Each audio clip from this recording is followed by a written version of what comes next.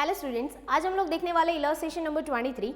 Illustration number 23 में हमारे पास कुछ ऐसा क्वेश्चन है। अब देखो, limit x tends to 2 x cube minus 8 division में है रूट x माइनस रूट 2।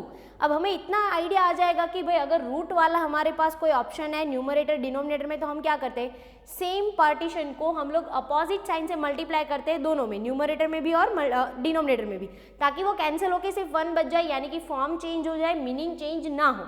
ये बात हुई डिनोमिनेटर की। बट आप न्यूमरेटर में देख सकते हो कि हमारे पास एक्स क्यूब माइनस 8 है, इसके भी तो फैक्टराइजेशन हमें करने पड़ेंगे ना। तो फर्स्ट ऑफ ऑल देखो, उसको हम लोग अलग फॉर्म से लिखते हैं, तो कि लिमिट x टेंड्स टू 2, यही क्वेश्चन फर्स्ट वाला न्यूमरेटर, उसको हम ऐसा लिख सकते हैं कि एक्स क्यूब माइनस 2 क्यूब, यानी कि ये सिचुएशन कैसा हुआ गाइस, क्योंकि ये ऐसा वाला सिचुएशन हुआ कि a cube minus B cube. अगर a cube minus B cube वाला फॉर्मूला है तो उसके फैक्टराइजेशन क्या होते हैं गाइस, क्योंकि a minus B then a square plus A B and plus B square, ये वाले फैक्टराइजेशन होते हैं इसके। क्लियर?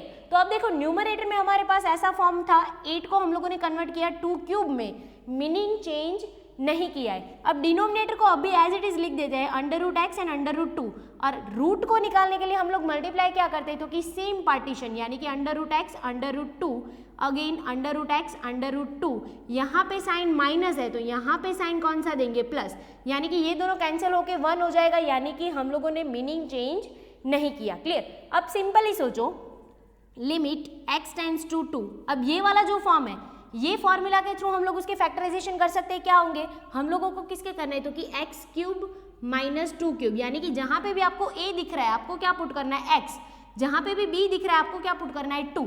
तो देखो, इसमें फर्स्ट ऑफ ऑल पुट करो तो ये हो जाएगा x माइनस 2, a का स्क्वायर यानी कि क्या हो जाएगा, x का स्क्वायर, फिर प्लस ए बी यानी कि a into B, x into 2 यानी कि 2x, and plus B square यानी कि 2 का स्क्वायर कितना हो जाता है, 4। यानी कि ये फैक्टराइजेशन हम लोग ये वाले फॉर्म की जगह पे रख सकते हैं। क्लियर? क्या फैक्टराइजेशन हुए हमारे, x minus 2 and x square plus 2x plus 4। अब ये वाला जो फॉर्म है इसके साथ मल्टीप्लाई हो जाएगा, यानी कि ये भी क्या हो जाएगा, multiply under root x plus under root 2।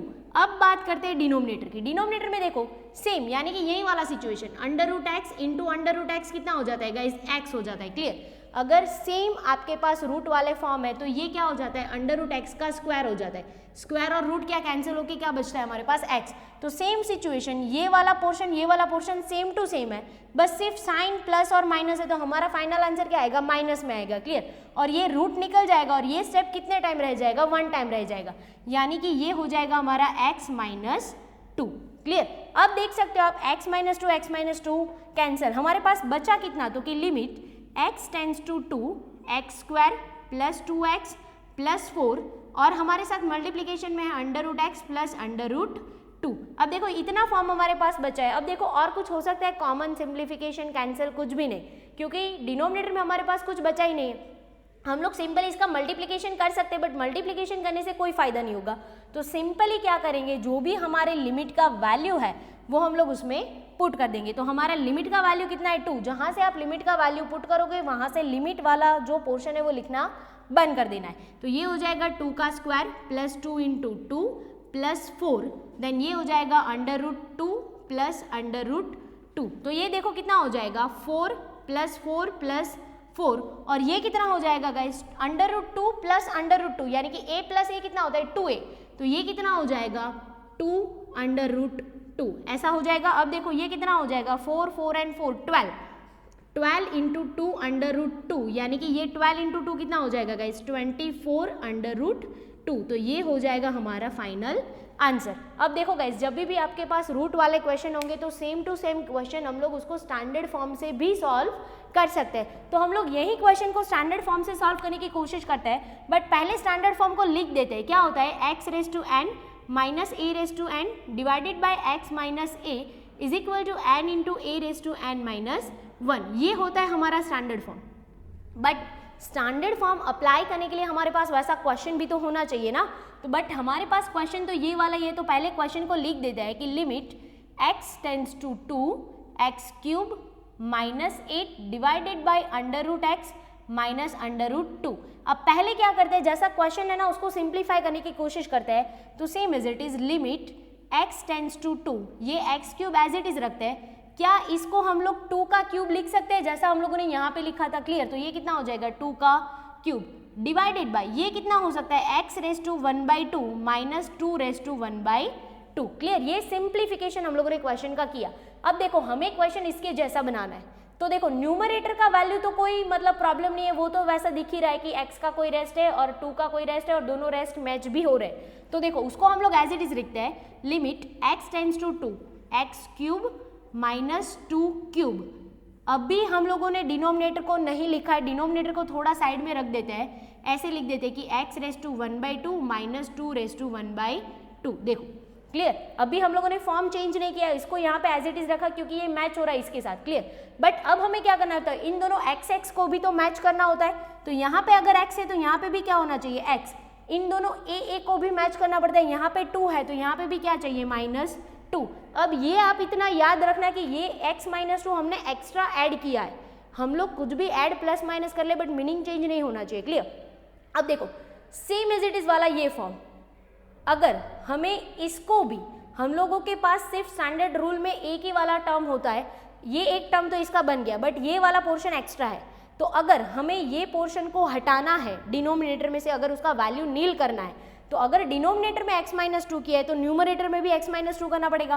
तो देखो यहाँ पे भी ऐड कर देते हैं x -2, यानी कि x -2 कैंसिल होके हमारा जो ओरिजिनल क्वेश्चन है वही हमारे पास बच जाएगा, क्लियर। अब देखो ये रेस्ट वाला जो फॉर्म है ना, अगर वापस इसके लिए भी, ये गाइस खास ध्यान देना है कि जब भी आपके पास न्यूमरेटर और डिनोमिनेटर दोनों में रेस्ट वाले फॉर्म अवेलेबल है तो हम लोगों के पास 2 स्टैंडर्ड फॉर्म जैसे क्वेश्चन बनेंगे, क्लियर। तो देखो ये एक तो बन गया, बट यहाँ पे अगर आपको वापस ऐसा क्वेश्चन बनाना है तो रेस्ट वाला फॉर्म कहाँ पे चाहिए, न्यूमरेटर में चाहिए, यहाँ पे डिनोमिनेटर में। अगर हमें इन दोनों को अपोजिट करना है तो ये पूरे पोर्शन को इसके डिवीजन में लेके आना पड़ेगा।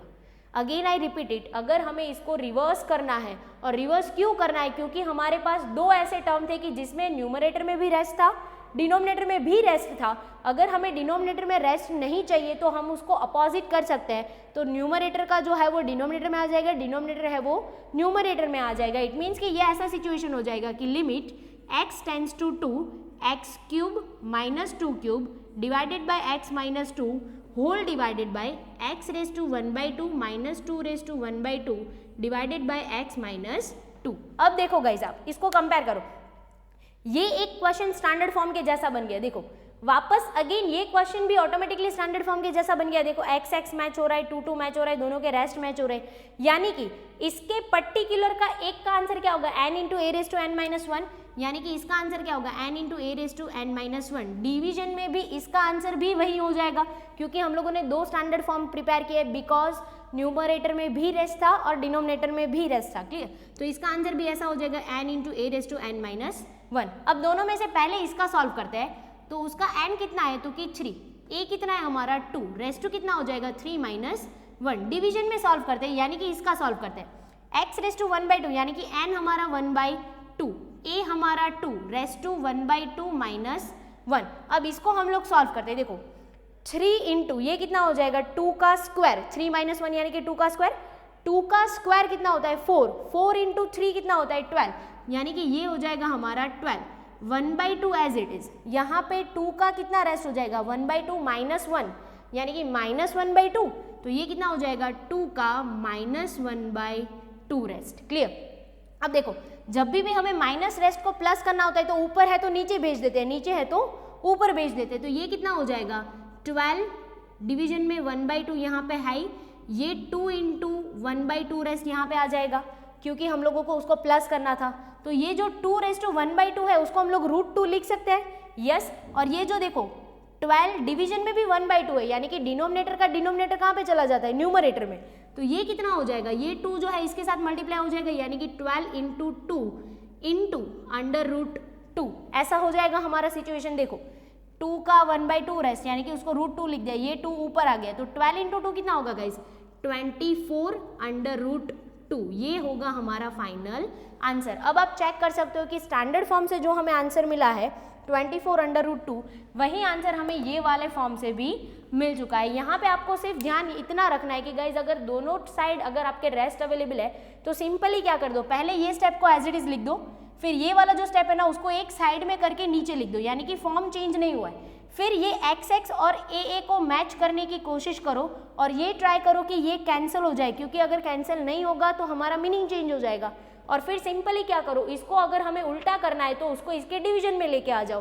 क्लियर? तो डिवीजन में आ जाएगा तो देखो ये एक अलग स्टैंडर्ड फॉर्म हो जाएगा, ये पूरा वापस अलग स्टैंडर्ड फॉर्म हो जाएगा, ये और ये। फिर इन दोनों के आंसर तो हमें पता है ये फॉर्मूला के वाइज की n into a raise to n minus 1। Simply इसमें से देख देख के वैल्यू पुट करके उसको सॉल्व करो। दोनों में से कोई भी मेथड आप चूज कर सकते हो जो आपको अच्छा लगता हो।